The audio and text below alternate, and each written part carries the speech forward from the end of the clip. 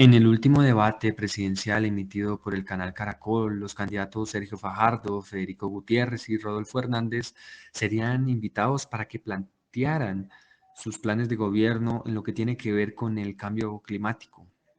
Algunos dirían que la base sería la articulación de poblaciones que viven en estos territorios para que ellas sean las guardianes de la biodiversidad. Otros que quizás aumentar la cárcel o las penas sería la solución para todo aquel que cometa delitos ambientales. Y otro que se mantendría en un solo punto. La corrupción es la base de todos los problemas de Colombia y hasta que el corrupto se encuentre en el peor patio de una cárcel, Colombia podría avanzar. Bueno, quizás el momento más interesante del debate sería al final, y no porque se fuera a acabar, sino porque allí dos personas indígenas de la Amazonía les llevaron a cada candidato una caja, una simple caja, la cual contiene un gran potencial simbólico, pues en ella había la pregunta, ¿qué haremos con las cenizas de la Amazonía? Y al abrirlas, dentro de estas cajas estaban cenizas traídas de las miles de hectáreas que son consumidas por los incendios que ocurren en el pulmón del mundo. Habían allí insectos, diferentes tipos de maderas consumidas por el fuego, plantas, etcétera, etcétera. Todo vuelto cenizas, un acto poderoso creado por la artista María José Arjona, en compañía de Brigitte Baptista, Adriana Vázquez, Rosa Guacamaya y Tigi Paulina. Quizás acá, en la ciudad, nos enteramos de que ocurren este tipo de incendios a diario. Incluso nos indignamos, pero ya empiezan a ser tan recurrentes las noticias que empezamos a verlas con distancia. Pero ¿qué pasa cuando vemos en las noticias que el aire de Medellín se ve afectado por este tipo de incendios? El problema ya no mantiene distancia, sino se vuelve cercano, nos toca, nos daña. En este podcast hablaremos un poco de qué es los problemas del aire, qué ocasionan. Y para ello hemos invitado a alguien que no es experto, es alguien curioso, un estudiante, eh, el cual pues nos responderá ciertas preguntas que quizás todos tenemos, todos los que no somos expertos queremos saber, tenemos interés y por ello el podcast es un podcast simple, pero con unas preguntas y unas respuestas puntuales para poder así lograr una gran recepción y pues articular una tipo de más preguntas. Bueno, pues nuestro invitado es Julián David Benavides, él es estudiante de la Universidad Nacional y bueno, vamos a hacerle a continuación una serie de preguntas y a ver cómo nos va. Julián, bienvenido a este podcast improvisado. ¿Cómo está su merced? Hola Gabriel, estoy muy bien y emocionado por la invitación a este podcast. Vale, bueno, pues arranquemos con la primera pregunta. ¿Qué es la calidad del aire? Bueno, cuando se habla de calidad del aire, nos referimos a la presencia en mayor o menor medida de contaminantes en la atmósfera. Estos pueden ser nocivos para la salud humana, para el medio ambiente y para otros bienes de cualquier naturaleza. Vale, acá usted nos está hablando de contaminantes en el aire y la pregunta clave sería, ¿cuál es ese principal contaminante que está en el aire? Y el PM2,5 se produce a partir de la combustión de combustibles fósiles, carbono y demás. También incluyendo los vehículos de motor. También están las plantas de energía, las quemas residencial de madera, los incendios forestales, las quemas agrícolas y algunos procesos industriales. En esto se puede resaltar la fundición de plomo. Es un proceso industrial que libera contaminantes muy pesados. El principal contaminante del aire es el material particulado, el cual es un conjunto de partículas líquidas o sólidas presentes en forma de suspensión en la atmósfera.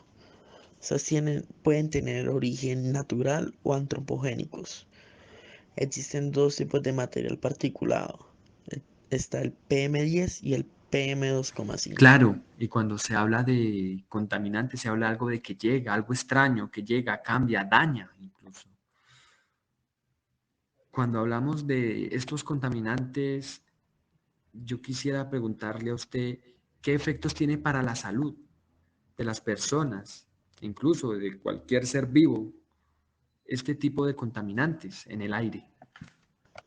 La exposición a esas partículas pueden afectar tanto a los pulmones como al corazón, en niños y adultos mayores.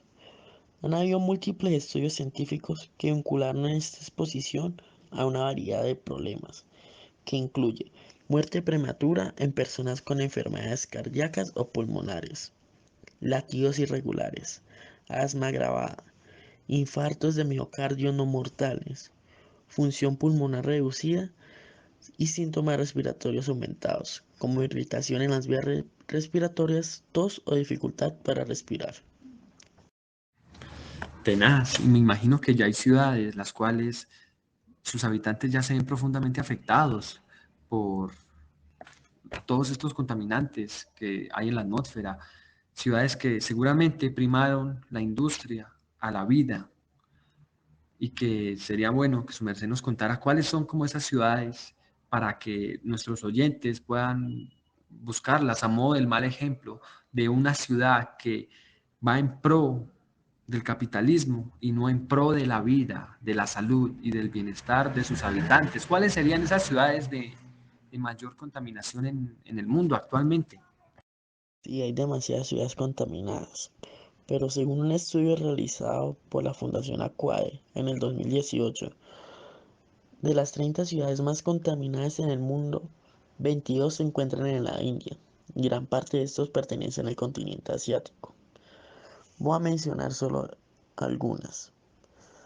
La primera sería Gurgaon, de India.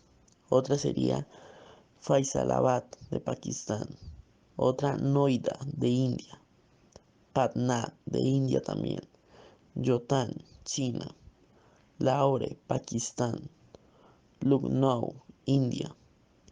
Bhigwadi, India también.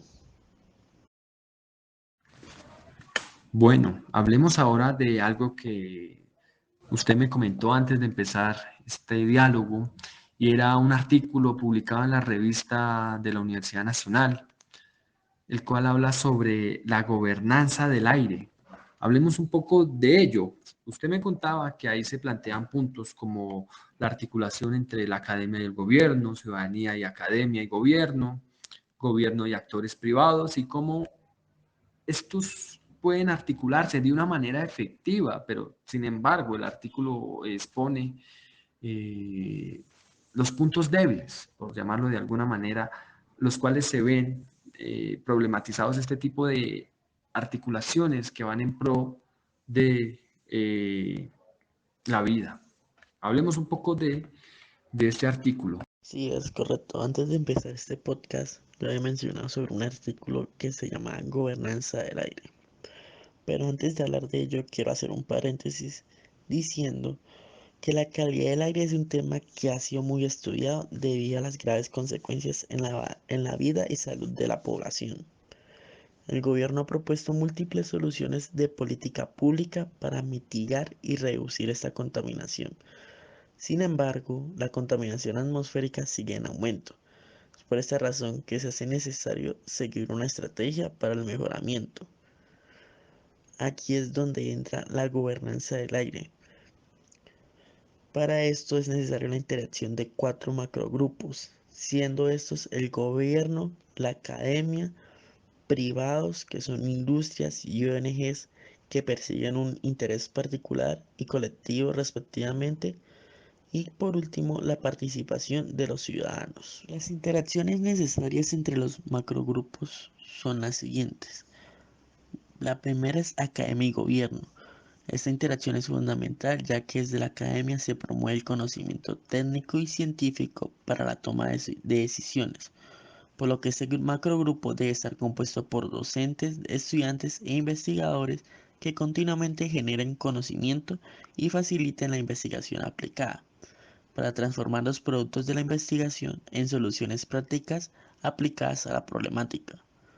Esta información nueva se convierte en un insumo indispensable para el gobierno en la toma de decisiones y creación de políticas públicas.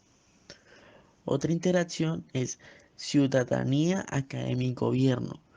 Es necesario contar con la interacción entre academia y ciudadanía para permitir el entendimiento de las comunidades sobre la magnitud de la problemática y que a través de herramientas como el litigio estratégico puedan instar al gobierno a tomar medidas para solucionar problemáticas que afectan los derechos de los ciudadanos.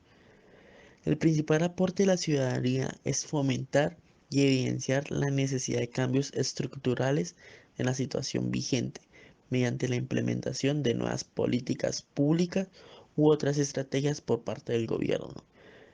Y una tercera interacción es gobiernos y actores privados.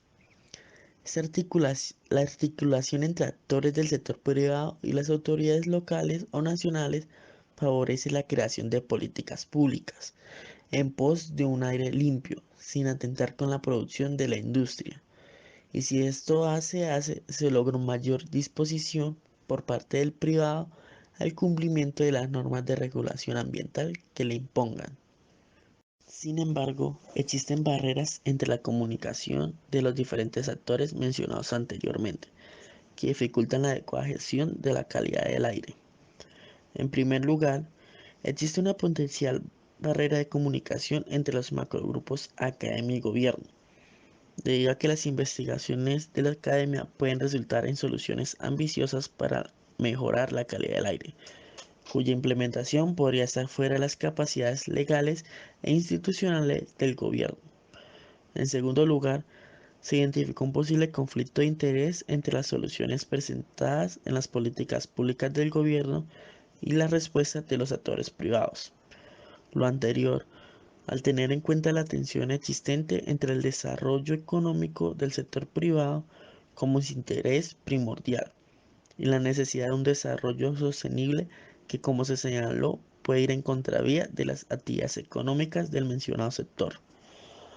En tercer lugar, los lenguajes propios del conocimiento científico de los académicos y el conocimiento local de la ciudadanía pueden ser una barrera en el diálogo entre estos actores.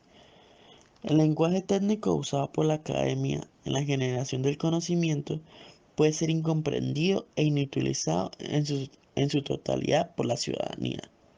Por su lado, las necesidades de la ciudadanía y el conocimiento local de la problemática y de las soluciones ciudadanas también puede ser de difícil entendimiento para el sector académico. Esto podría conllevar una pérdida de información base en la búsqueda de soluciones. Claro, de hecho me recuerda un video muy gracioso que vi una vez y era dos equipos, uno conformado por los filósofos griegos clásicos, Sócrates, Platón, Aristóteles, etcétera, y otro equipo conformado por los filósofos alemanes. Se enfrentaban en un mundial, algo muy loco. Kant, Walter Benjamin, Avi Warburg. Bueno, dos equipos de filósofos y cuando empieza el partido, ninguno toca el balón, todos se ponen a pensar qué es un balón, por qué estamos acá, cuál es el sentido del fútbol, hacia dónde va el fútbol o hay un no fútbol, etcétera. Pero nadie toca el balón. Al final, Sócrates dice Eureka, patea el balón, se la pasa a Diógenes y Diógenes marca gol. A veces eso pasa en la academia, ¿no? El pensamiento científico engloba los problemas, pero no se piensa no se patea el balón, siguiendo la metáfora, no se articula en lo real, sino que se queda en generación y generación de conocimientos, de pensamientos totalmente válidos, pero que no tocan, siguiendo la metáfora, el balón o lo que podríamos asociarlo, lo real, lo práctico. Es muy interesante. Incluso también me recuerda hace poco la noticia mundial del científico que se encadenó en el banco, en un banco de Estados Unidos, de los más importantes, en forma de protesta, lo cual para él fue quizás muy efectivo, pues decía que llevaba años y años alertando sobre el cambio climático y hasta que hizo ese tipo de performance, podríamos llamarlo, de amarrarse en un banco y protestar contra el cambio climático se hizo escuchar, su voz llegó más, pero sin embargo, como que igual que lo señalaba el científico de la película No mires arriba, pues se volvió tendencia, pero no tocó lo real, no pateó el balón, siguiendo la metáfora, no cambió nada. De pronto abrió preguntas y eso es lo que podría hacer el arte o ese tipo de acciones, pero no cambió nada. Así que, Julián, a forma de conclusión, eh, ¿qué se podría articular o cómo el Estado, la academia, las instituciones privadas, públicas, pueden articularse o cómo podemos concluir este podcast ya para... Bueno, para concluir, según lo abordado anteriormente, hemos visto que la gobernanza del aire es un modelo que implica la congestión del aire bajo el liderazgo de la ciudadanía, pero que a la vez necesita la interacción constante de los actores, gobierno, academia y privados. Además, es importante resaltar que para que este ejercicio de gobernanza tenga buenos resultados se deben evitar los retos o barreras mencionadas hace un rato. Garantizar que la academia use un lenguaje sencillo a la hora de interactuar con las comunidades, para que se logre una comunicación efectiva y se comprendan las bases y dinámicas del problema. Que la ciudadanía se organice y ejerza presión sobre el gobierno para que se les garanticen sus derechos a tener un aire limpio, a la vez que el gobierno tenga en cuenta los avances y investigaciones que provee la academia para la formulación de esas nuevas políticas y programas que mejoren la calidad del aire y protejan la salud de la población. Bueno, con esto terminamos este podcast. Muchas gracias.